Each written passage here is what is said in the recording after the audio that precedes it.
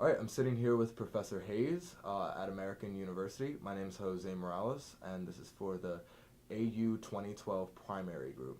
Professor Hayes, would you like to introduce yourself? Sure, I'm Danny Hayes. I'm an assistant professor of government in the School of Public Affairs.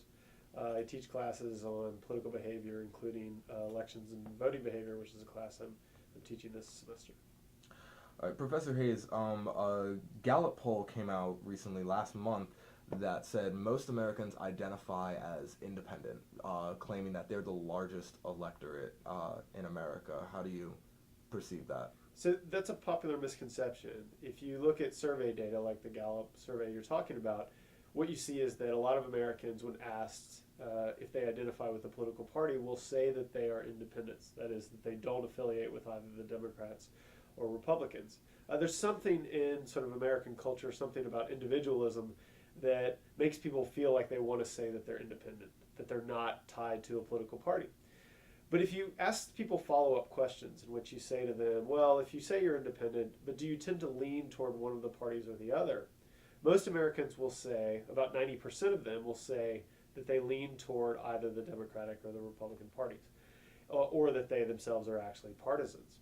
And one of the reasons that that's important is because if we think about independents or any group of voters, one of the reasons we care about knowing what their party identification is because we think it tells us something about how they're going to vote on election day. But those Americans who say that initially they're independents, but then when you follow up and ask them which party do you lean to, and most say that they lean toward the Republican or Democratic parties, those independent leaners, that's what political scientists refer to them as, they behave almost exactly like partisans when it comes to elections. That is, if I'm an independent, if you ask me what my party identification is, and I tell you I'm an independent, and then you ask me whether I lean toward one of the parties, and I say that I lean toward the Republican Party. On election day, I'm about 90%, there's a 90% chance that I'm going to vote for the Republican candidate. That is, most of the people who say they're independents don't really behave like independents at all. And so this misconception that most Americans are independent is really born of sort of bad measures and surveys that don't really get at the way that most Americans are oriented toward a political party. So the truth is that only about 10% of the public is truly independent if what we want to do is understand how they vote on election day. Right. Another question I want to ask you is, do you see one party doing better with independent voters in this primary cycle? Well, the primary cycle, it's difficult to compare the parties because, of course, the Democratic Party doesn't really have a primary. Barack Obama is going to receive the nomination. He's not challenged, and so it's difficult to know from the primary process how independents are perceiving Obama or the Democrats.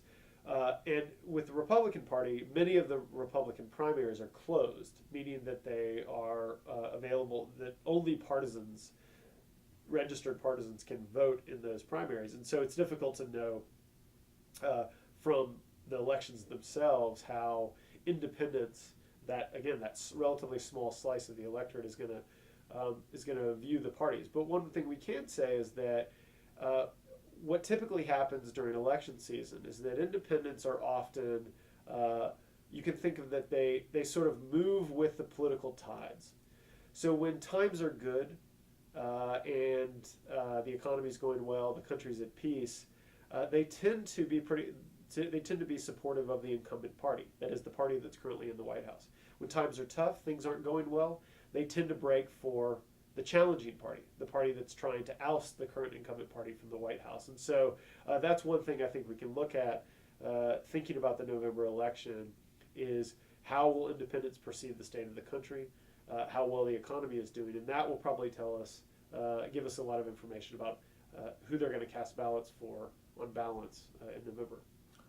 Former Governor and Ambassador Huntsman recently went on air to say that gone are the days when the Republican Party came up with fresh new ideas and actually called for a third-party candidate, or a third party at least, to come of age and be part of the American discourse.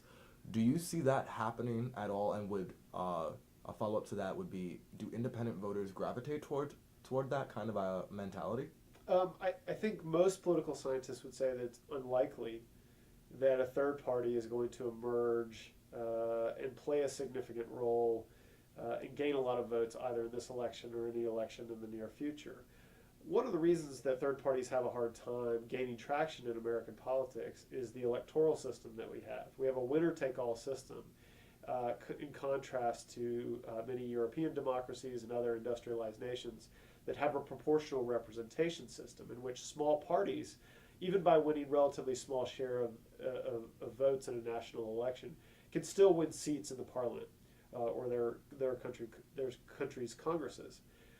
In the United States, if the Green Party, for example, gets 13% of the vote in an election, they get nothing. That is, they get no representation.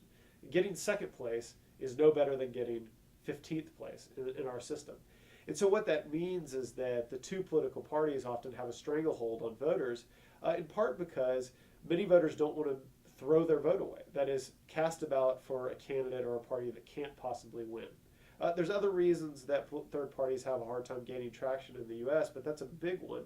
And so I think until there's a significant change either in the rules, which isn't likely to happen in the way that elections are governed, or one of the parties really makes itself so unappealing to voters that it essentially implodes, I think it's unlikely that we're going to have a third party emerge and play a significant role. As for independents and whether those are voters who are likely to gravitate toward a third party, certainly people who have weaker attachments to one of the existing parties seem like they would be more susceptible to appeals from an outside party or a third party. But the problem for a third party in reaching out to independent voters is that independents tend to be the least informed and the least interested citizens when it comes to politics in the United States. The image that we have of the independent voter, which I think is often painted by the media, is that independent voters are people who sit down with the candidate's materials and they really consider the issues. They're not swayed by party affiliation, but they really are choosing on the basis of which candidate makes the best argument or is best experience, has the best experience to lead the country. But that's not really true. Independents are independents, that is, they don't affiliate with one of the parties, most of them because they don't pay a lot of attention. And so it's not clear to them which party best represents their interest. I think most Americans who do pay attention to politics can pretty easily choose, and that's why most Americans tend to affiliate with one party or the other. So if a third party wants to base its challenge to the Republicans or Democrats on the support of independents, it's going to be very difficult to do because those are people who are going to be hard to reach. That is, they're not easily mobilized, they're not easily engaged with the political process.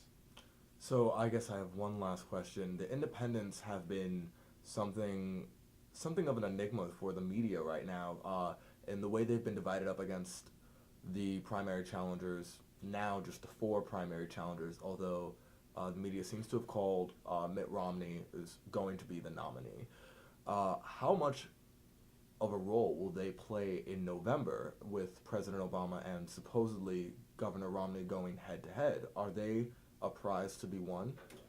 They're absolutely a prize to be won, and a lot of the messages that the Obama campaign and that the Romney campaign will be delivering to the country over the course of the summer and the fall during the campaign will be directed at independent voters. So while they comprise a relatively small subset of the electorate, they play a prominent role in presidential campaigns because they're voters who are theoretically up for grabs.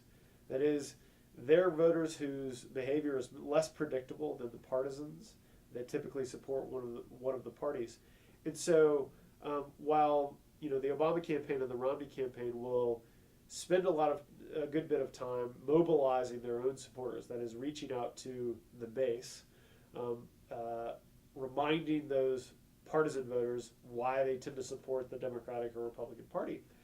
Many of the messages I should say that those voters, those base partisans' support is essentially almost guaranteed.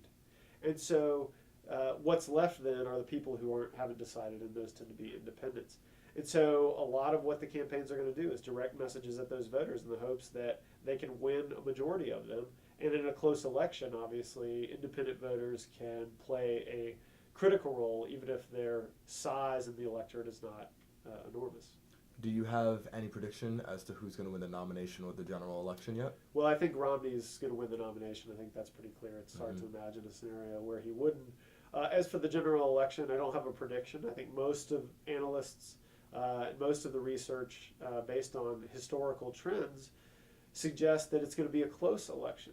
And I think a lot of Barack Obama's chances of getting reelected are going to turn on the state of the economy. If the economy improves significantly over the next few months, I think the Obama administration and the campaign is going to be able to point to that as a success.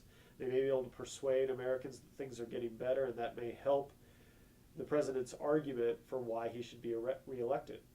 If things don't improve much or things continue at a relatively slow pace, I think that gives Romney a decent chance. But I think either way, the conditions that the circumstances that the candidates come into the election now facing seem to suggest that it's going to be pretty close. Right. Well, Professor Hayes, I can't thank you enough for your time. Thank you.